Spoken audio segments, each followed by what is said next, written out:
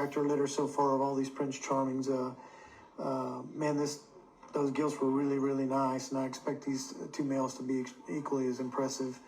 Of all the Prince Charmings, maybe that 124 litter is the stoutest featured.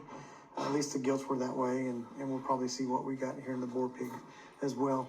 Dash 5 is going to be the off belt, making him 75, and then the thin belt is 74. So we got 74 and 75 in here, and 74 is the belted one, 75 is the off belt. 74 and 75. Here's 74 on the jelly there right now. In the middle at 74, and then the one closest to us is 75. Look at that 74. I mean, that's a awesome profile right there. He reads really stout through his lower jaw, but he reads really elevated up through his shoulder and lots of flexibility.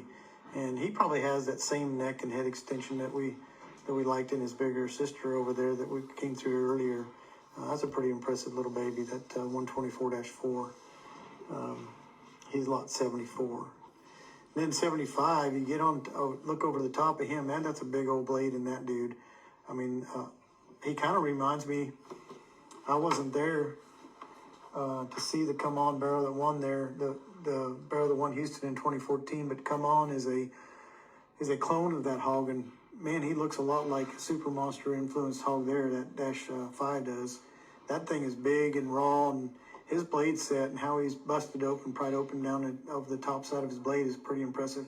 He might actually be a crypt there as well. I don't know if what he's got going on with his testicles, but we'll check that out and get back to you. But that one there's an intriguing hog, this 124-5. Both these hogs have a pretty kind of that unique factor to them, being super stout about their feature, but yet at the same time really postured up and profiles extremely nice. And I think they're going to be easy feeding, tremendous feeding barrels there. And this little barrel, he's a littermate to that wild necked gilt that came earlier, and he's got the exact same head carriage and where that top of his neck comes out of the top of his shoulder. This one's probably rounder ribbed than the gilt was even. Very stout.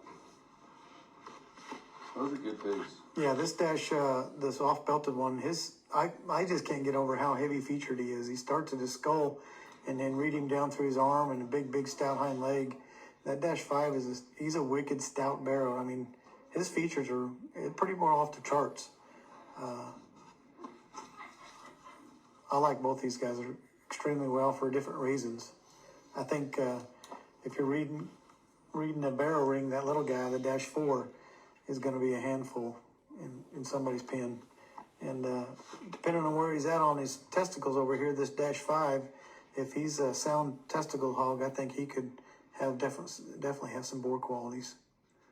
He's probably a little bit different today, but that's a good hog. That's 74 is the little guy, and 75 is the bigger one.